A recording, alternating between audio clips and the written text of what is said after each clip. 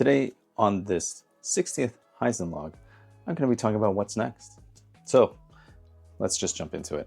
In these reflection logs over the last 60 days, over the last 59 days, I've been documenting my journey of bringing Haizhen into life. If you go back all the way to the very first video, you'll know that this was from a TikTok that I had watched that said, record your next 90 days. Record like a reflection every 90 days because things are going to happen. And they were not wrong. I've lost track of the number of days because I started to reflect more on specific topics, because I think what I found was the reflection piece was a little bit rambling, a little bit like all over the place. And getting through that initial phase was so important, because starting something like YouTube or starting something like promoting this new brand that I'm working on ultimately is a lot of work, because you don't really have a specific starting place. Of course, there are different structures that you could follow. There's like, oh, start with this, create an idea, and all of that. And at the same time, to sit down and do all of that before actually getting started would actually not be doing the thing that I wanted to start.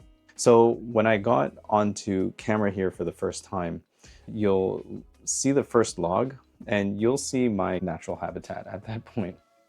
And what that means is it was a mess.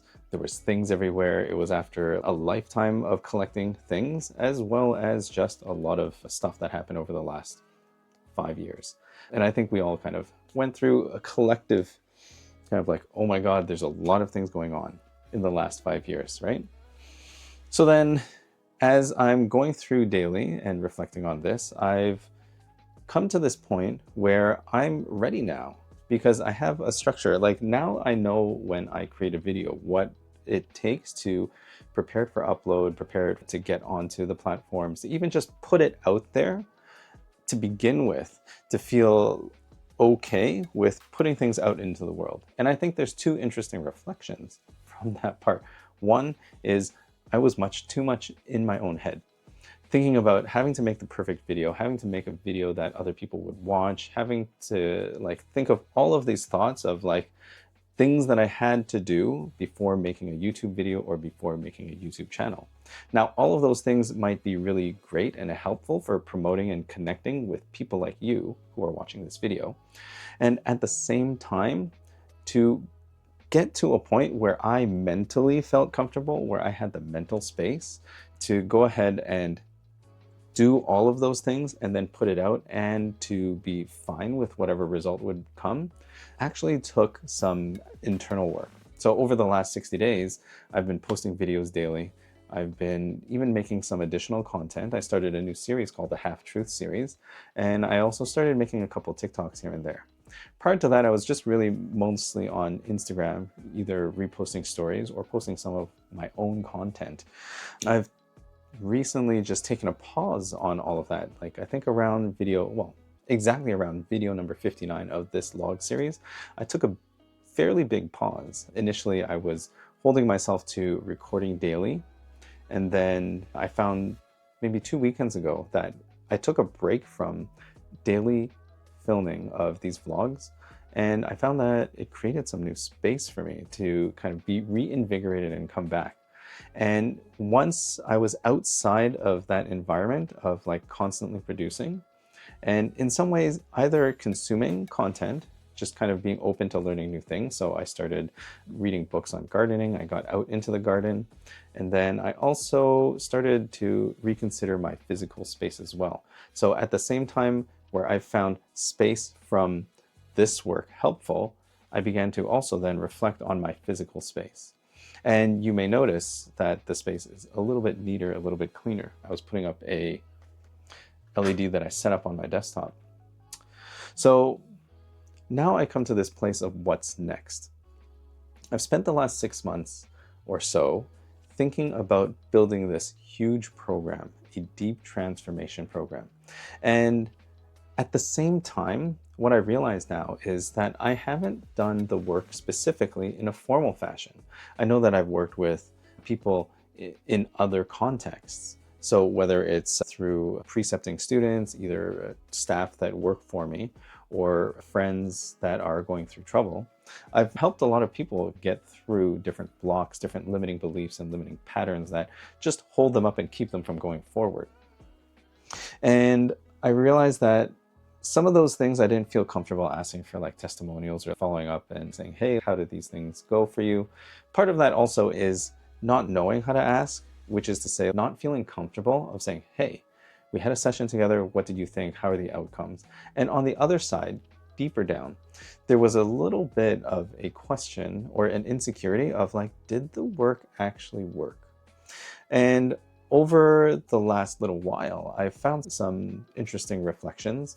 One thing that really stood out to me was I had one of my former students who is a pharmacist now. She messaged me on my birthday this year in May and said, hey, happy birthday. And remember like my first day of placement, how crazy it was. We did that hypnosis session. I haven't fainted since then. The thing that we were working on, I was actually like fainting, getting lightheaded, and I didn't know what was going on. So maybe to start that story from the beginning so that you're not in the middle, now you know the end, is that I had a student come into a placement on the first day and they, for whatever reason, just began getting faint and lightheaded. I don't know if it was what I was saying or what. I think it was the situation in general. And there was like a little bit of lightheadedness. I looked over and you see like 1,000, well, you didn't see, I saw like 1,000-yard stare. So I said, hey, come, let's go sit down.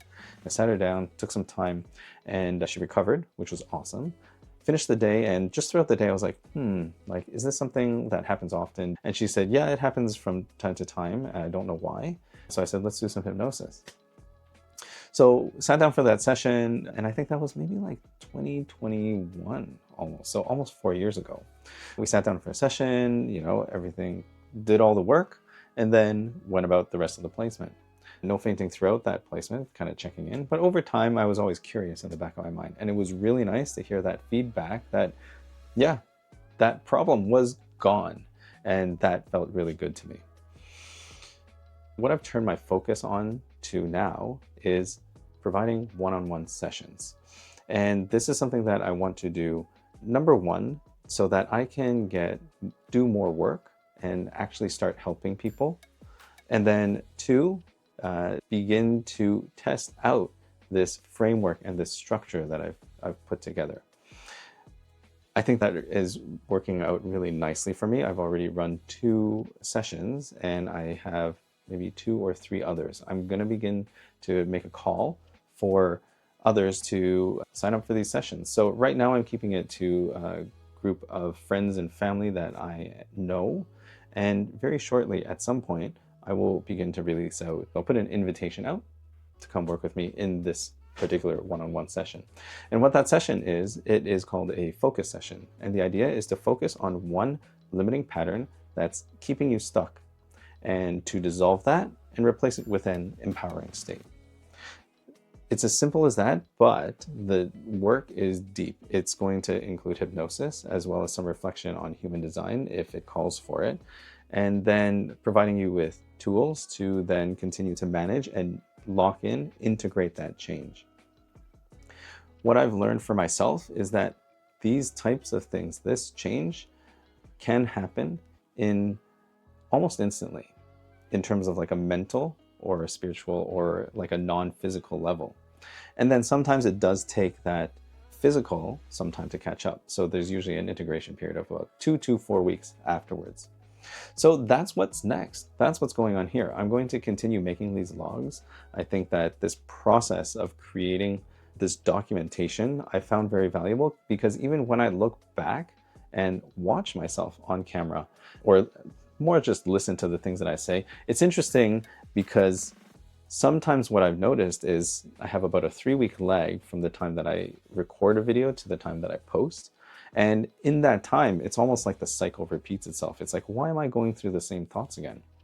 And then to have that awareness and insight of like, oh, I was here and I'm almost still here now, but I'm ready to move on, then let's just go ahead and move on. That's some of the pattern that I've been noticing for myself. And that, rather than being a limiting pattern, is actually a very empowering pattern. It's an empowering state for me because I can then reflect on a past state, recognize that even though I'm feeling similar things, I'm not exactly there anymore. And now I am ready to kind of take the next step. So One thing that I'll leave you with at the end of all of these logs is a question for you to consider.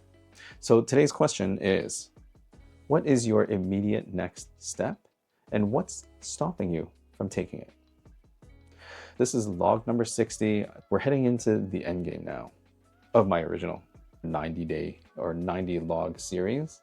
And we're going to continue moving forward and see where this goes. I imagine what comes next is I'd love to get to the full 90 daily videos that I will post, and maybe even make it an even 100. We'll see.